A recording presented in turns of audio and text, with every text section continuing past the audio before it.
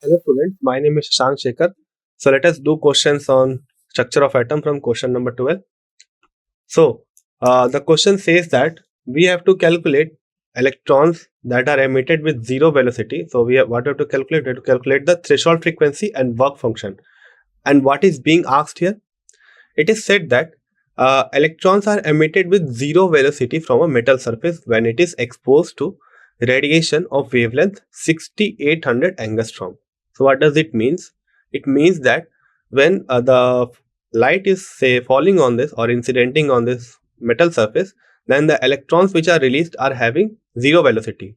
Means all of the energy that was given by photon was used in emitting or plugging the electron from this metal surface, and the kinetic energy of the electron is zero. So it is not moving. Therefore, it is not moving. So that energy which is required to plug an electron from a metal surface, that is the threshold frequency only. Clear? So we have to calculate the threshold frequency and the work function. Work function means energy. Now most of the times energy value is given in electron volt. So you don't have to worry about this. When you will be given a question, that question will be standard in case of CBSE or any other exam, and it will be asked along with the unit. Okay, so let us calculate it for here in terms of electron volt. Okay, clear? So the wavelength is given. We have to simply calculate the frequency related with it and the energy related with it in electron volt. Why are we not worrying about the kinetic energy? Because the zero velocity that is mentioned here, because of the zero velocity that has been mentioned here. So it is written that wavelength is 6800 angstrom. So what will be the frequency? Nu is equals to C by lambda. That will be 3.3 into 10 to the power 8 by 6800 angstrom. So if we convert it into meter, that would be into 10 to the power minus 10. Now if I calculate the energy, so that would be H into nu is this much, 3 into 10 to the power 8 by 6800 into 10 to the power minus 10 joule. Now if you want to convert this joule into electron volt, you will simply divide this value. By 1.6 into 10 to the power minus 19 to get the energy in electron volt. We will calculate both of this. I am not doing the calculation here. I am just giving you the algorithm to solve it. Okay. So same thing is done here. First, you have to calculate nu, that will be C by lambda, and the work function. Here it is calculated in joule. If you want to calculate it in electron volt also, and it is more appropriate to do so if no unit is mentioned. But you don't have to worry about it. Most of the time unit is mentioned for standard exams. What is the wavelength of the light emitted when an electron in a hydrogen atom undergoes transition from n is equals to 4 to n is equals to 2? You have to calculate lambda. N1 is given. Okay. It is 4, and 2 is given, it is 2. And we are going an emission, that is we are moving from 4 to 2. So I think that it would be more appropriate to write n initial and n final. So what will be the energy? So that would be RH, that is the Rydberg constant in terms of energy, 1 by 2 square minus 1 by 4 square. So if you calculate this one, you will get your energy. Once you get your energy, just try to calculate your lambda. That would be E is equals to H nu. Nu is equals to C by lambda. So lambda is equals to HC by E. Now, if you know the value of RH in terms of lambda, then that is good enough. You will directly put that value here, and then you will find the lambda directly. Okay. So if you don't know, if you know it in terms of joule, then you have to first find the energy. That is 1 by n initial square minus n final square. That is 1 by 4 square minus 1 by 2 square. Okay. Then further, we will just treat it with Hc by lambda. You will just equate it and you will get your final lambda. Here it will be 1 by 2 square minus 1 by 4 square. Next, 1 by 4 square minus 1 by 2 square. Yeah, it is right. Because energy is released, so it should be negative. But for calculating wavelength, we will take the absolute value. Now, how much energy is required to ionize an hydrogen atom if the electron occupies n is equals to 5? Compare your answer with the ionization energy of hydrogen atom if it is removed from n is equals to 1. So, for those who know the formula, it is E is equals to 2.18 into 10 to the power minus 18 z square by n. This is the formula. Okay, z square by n square.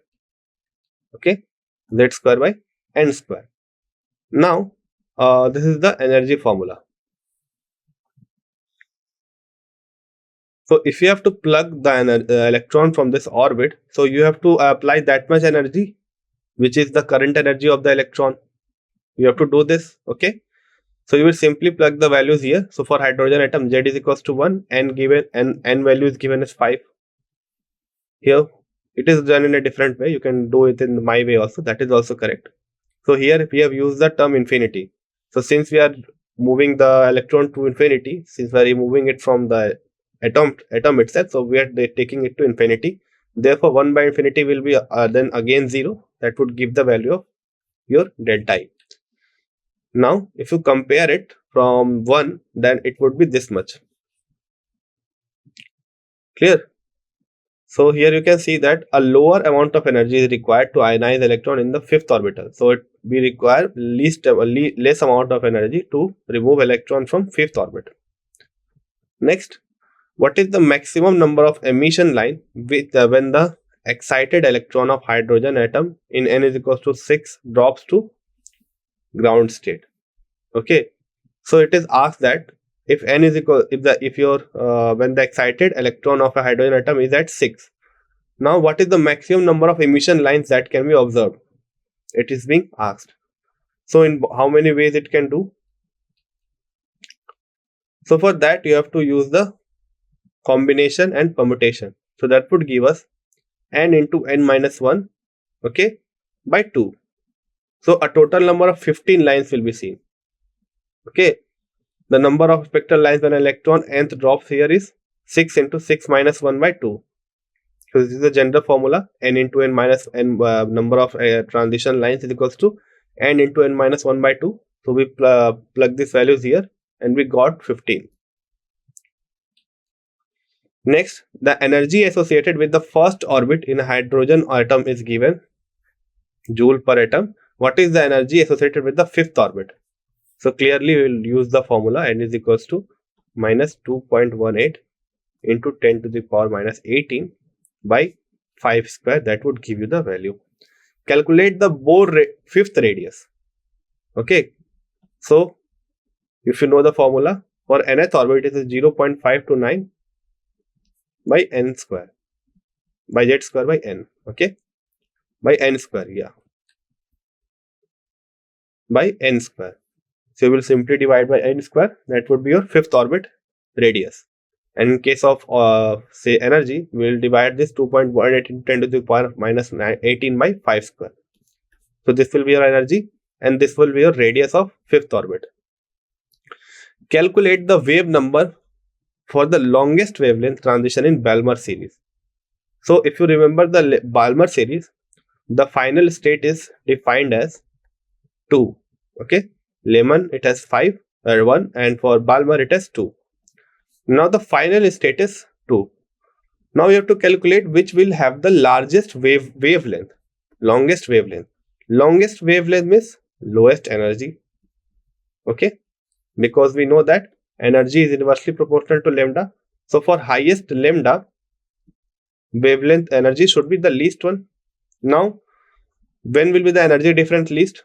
If the transition is taking place from the above orbit, means the consecutive above orbit, that is 3.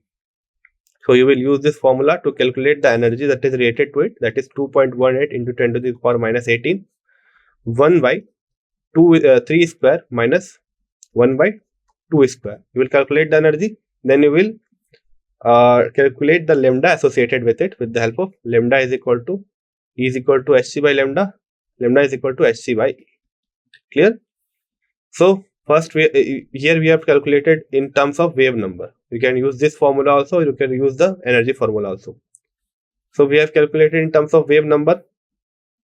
Therefore, we got n is equals to 2 to n is equals to 3. See, we have used n is equals to 3 here.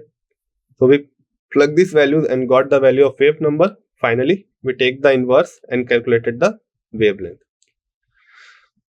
Next is, what is the energy in joules required to shift the electron of the hydrogen atom from first orbit to fifth orbit? Okay, so you have to calculate the energy to move your electron from move the electron from first orbit to fifth orbit, and what is the wavelength of the light emitted when the electron returns to the ground state. Okay, and the energy of the ground state is given 2.18 into 10 to the power minus 7 ERGs, that is energies. So we know that in joule it is 2.18 into 10 to the power minus 18. We will use this formula directly. Okay, so we have to calculate the transition energy from 1 to 5th. 1 to 5th. Therefore, it will be 2.18 into 10 to the power minus 18, 1 by 1 square minus 1 by 5 square. So you will calculate this, then you will get the energy. Now, as you have calculated the energy and you have to calculate the wavelength, so whatever is the energy calculated, you will just plug that value of energy here, that is hc by E, and you will get the value of your wavelength. The same thing is done here. So for first they have calculated for 1, then they have calculated for 5, and then they have subtracted it. Okay, you can do the either way you want to do it. Okay, you finally will get this much energy. Then you will put this value of E here and you will calculate your lambda. Next is the electron energy. The electron energy in a hydrogen atom is given by this. Okay, calculate the energy required to remove an electron from n is equals to 2 orbit. So again, very easy question. See, all of the questions are based on the same concept, but they are important to solve because with each question your concept gets developed more and more. So for n we have the value of 2, so n square, that is minus 2.18 into 10 to the power minus 18 by 4. So that would be our energy. Now what is being asked next? So what is the longest wavelength of light in centimeter? Again, for longest wavelength we have to calculate it for shortest energy. Okay, so for that we will take this value, right? For the longest wavelength we have to take the shortest energy. Clear?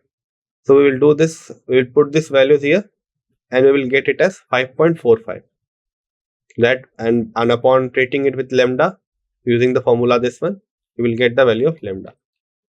Next, calculate the wavelength of an electron moving with a velocity of this much. So velocity is given and you have to calculate what? Wavelength. How much is the wavelength? So how you will calculate it? Say velocity is given and you have to calculate the wavelength. So for that we will calculate the energy with help of this. We know that energy is equals to half mv square, that is the kinetic energy. So we know the value of V. We will calculate energy from here. Then wavelength, it will be simply hc by mv square into 2. We will put these values. Okay, you will put these values and you will get your final answer. Clear?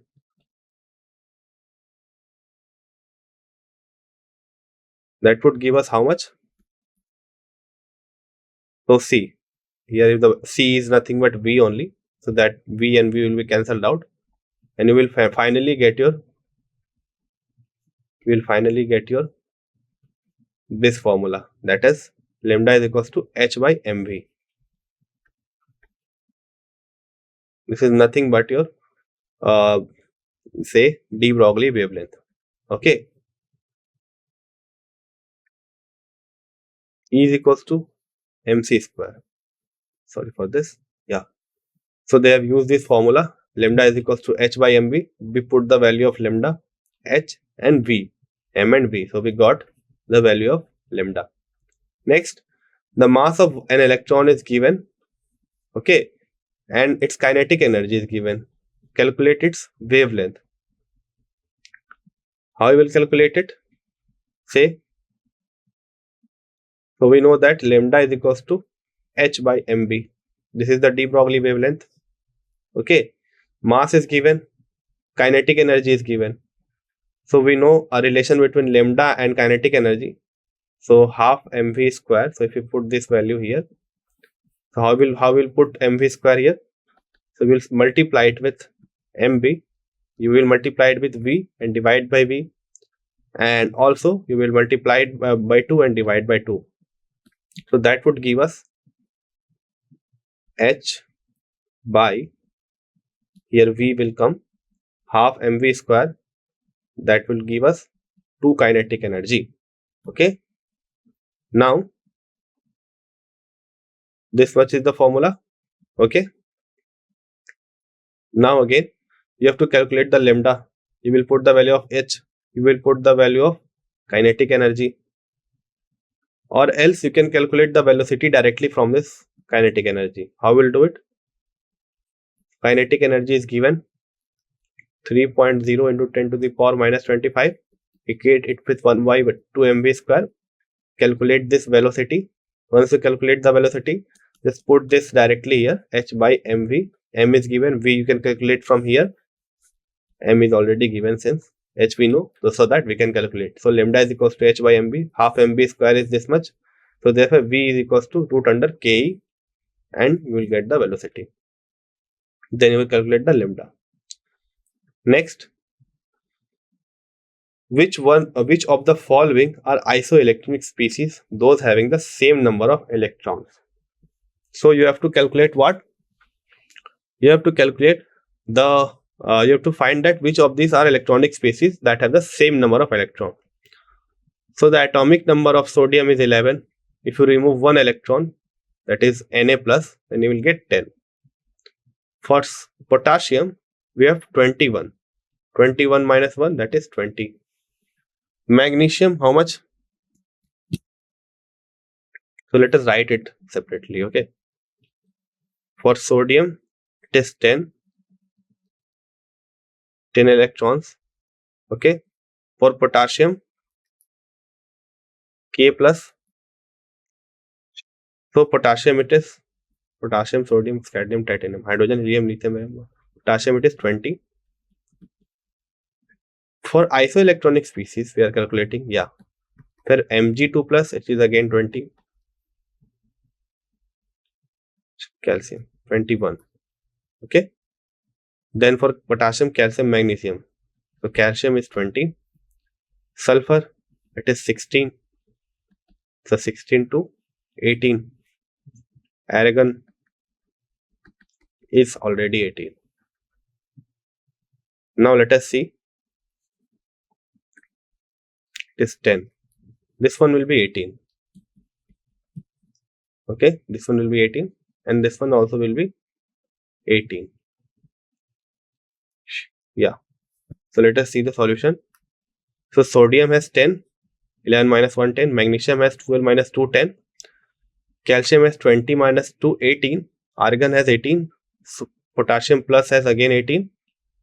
And S2 minus has 18. So these three are the isoelectronic species, and these three are the different set of isoelectronic species.